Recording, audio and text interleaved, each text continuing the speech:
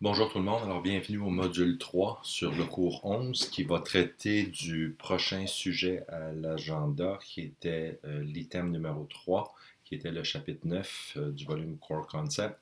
Alors ce chapitre-là est intitulé Introduction au système de contrôle interne. Alors ce chapitre-là fait un résumé principalement de ce qu'on a vu dans les deux premiers cours là, concernant les systèmes de contrôle. Alors, on va passer assez rapidement là-dessus, mais aussi il introduit certaines notions par rapport au système de contrôle informatique, alors sur lesquelles on va s'attarder un petit peu plus longtemps. Suite à cette vidéo, vous allez aussi retrouver les notes de cours que je vais vous mettre sur Brightspace pour le chapitre 9. Alors, comme je disais tantôt, le chapitre est intitulé Introduction au système de contrôle interne. Alors, ce chapitre-là traite, entre autres, des systèmes de contrôle interne dans un système informatique, puis aussi de la façon dont les entreprises doivent s'adapter pour tenir compte de ces nouvelles technologies. Alors, une des premières choses qu'on fait dans le chapitre, c'est évidemment reprendre les concepts de base là, au niveau des contrôles internes. On vous donne une définition des systèmes de contrôle. Alors, je vous lis ici ce qui est mentionné dans le chapitre. On dit le système de contrôle interne est constitué des politiques et des procédures qui sont mises en place par la direction afin de protéger les biens, assurer l'exactitude et l'intégralité de son information financière et assurer l'atteinte de ses objectifs. Alors, encore une fois, c'est des notions qu'on avait vues dans votre premier cours d'audit. Le but principal de vos systèmes de contrôle, évidemment, c'est d'assurer le respect des lois, des règlements, des politiques de l'entreprise. C'est de s'assurer aussi que l'information qui va être générée à l'intérieur de l'organisation est de l'information qui est fiable, aussi qui est de l'information qui est disponible au moment opportun, c'est-à-dire au moment où les gestionnaires ont besoin de l'information pour prendre des décisions. Et aussi, les systèmes de contrôle, on divise à assurer une conduite efficace et efficiente des opérations. Alors, ça reprend les vieilles notions là, où on dit, entre autres, que les systèmes de contrôle devraient être agencés dans un ordre séquentiel, dans le fond, pour ne pas retarder les processus d'affaires à l'intérieur de l'entreprise. Alors, on dit pour l'auditeur, évidemment, c'est crucial de bien maîtriser les systèmes de contrôle interne, de bien les comprendre, parce qu'éventuellement, il va devoir les tester dans le contexte de son audit.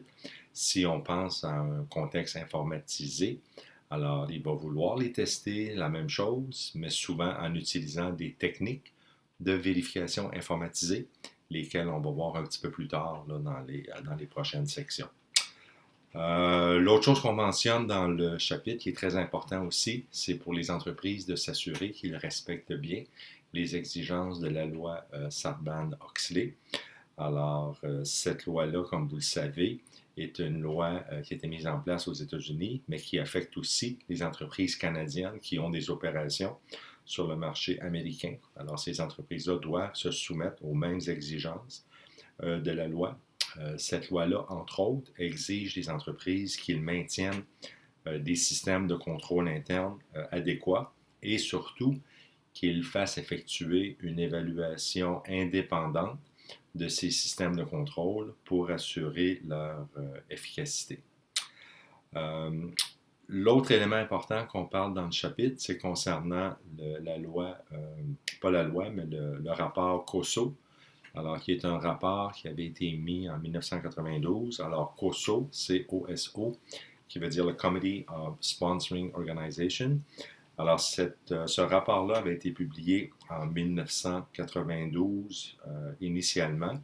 Il a été revu, ce même rapport, en 2013. Alors on a pris les recommandations qui avaient été établies au départ, on les a mises à jour pour les adapter principalement aux environnements informatiques. Alors ce rapport-là, entre autres, on dit vise à faciliter l'évaluation des systèmes de contrôle interne pour les organisations et assurer une amélioration continue des processus d'affaires. Alors, selon ce rapport COSO, On dit un bon système de contrôle interne devrait avoir 5 composantes importantes. La première, encore une fois, là, des notions qu'on a déjà vues, mais c'est ce qui est repris dans le chapitre 9. Alors, la première concerne l'environnement de contrôle. Alors, l'environnement de contrôle là, qui fait référence à tout ce qu'on appelait les contrôles informels, qui fait référence principalement à l'environnement dans lequel les travailleurs opèrent au sein de l'entreprise. Alors, s'assurer qu'il y a un climat de travail qui est positif, que les employés ont des opportunités de développement qui sont justes, qui ont des opportunités de promotion qui sont justes également au sein de l'organisation. Euh, Également qu'il y a une surveillance qui est faite par les membres de la haute direction et que ceux-ci, entre autres, donnent l'exemple dans le respect et l'application des politiques de contrôle. Alors, comme on avait vu, cette portion-là du processus de contrôle, normalement, est effectuée par les auditeurs internes. Les rapports qui sont soumis vont être utilisés subséquemment par l'auditeur externe dans l'évaluation globale des systèmes de contrôle. L'autre élément qu'on parle dans le rapport COSO, c'est concernant l'évaluation des risques.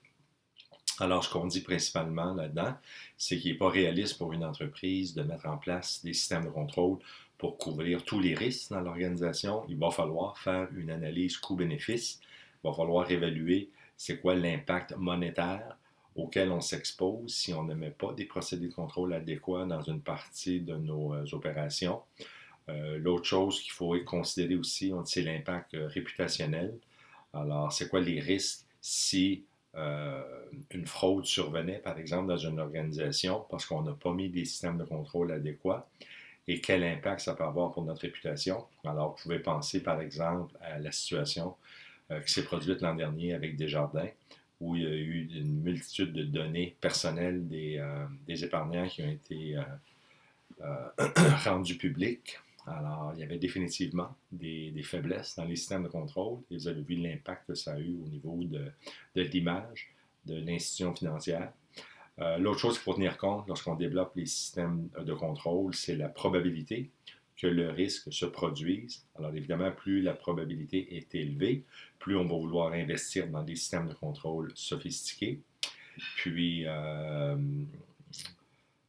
le dernier élément, alors comme j'ai mentionné tantôt, au niveau de l'analyse coût-bénéfice, alors on va regarder c'est quoi les risques auxquels on est exposé, puis combien on est prêt à investir pour protéger l'entreprise contre ces risques en question. Alors, on n'aura jamais un système de contrôle qui va être parfait. Il ne sera jamais étanche à 100% parce que justement, on ne veut pas investir plus que les montants éventuellement auxquels on est exposé. Alors, l'autre chose qu'on parle toujours dans le rapport COSO, le troisième élément, c'est concernant les procédés de contrôle. Alors, des contrôles manuels et des contrôles informatisés. Alors, on reprend là-dedans, encore une fois, les vieilles notions, là, à l'effet qu'il faut avoir des procédés de contrôle appropriés, que ce soit manuel ou informatisé, concernant l'autorisation des transactions, vérification de l'exactitude des données par une ou plusieurs personnes, effectuer des réconciliations périodiques entre différents éléments d'information pour identifier des erreurs et les corriger le plus rapidement possible, puis finalement assurer une bonne ségrégation des tâches, c'est-à-dire les fonctions incompatibles.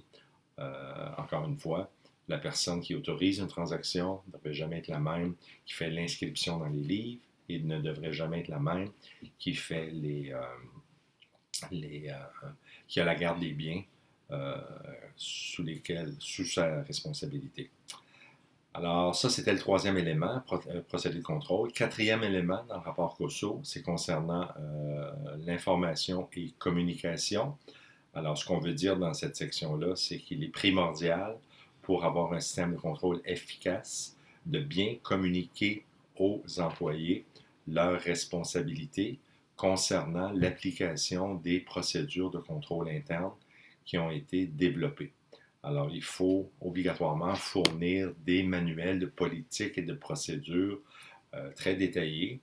Il faut avoir des descriptions de postes pour le personnel qui sont, encore une fois, détaillées, mais surtout qui sont à jour, c'est-à-dire qui reflètent leurs responsabilités actuelles.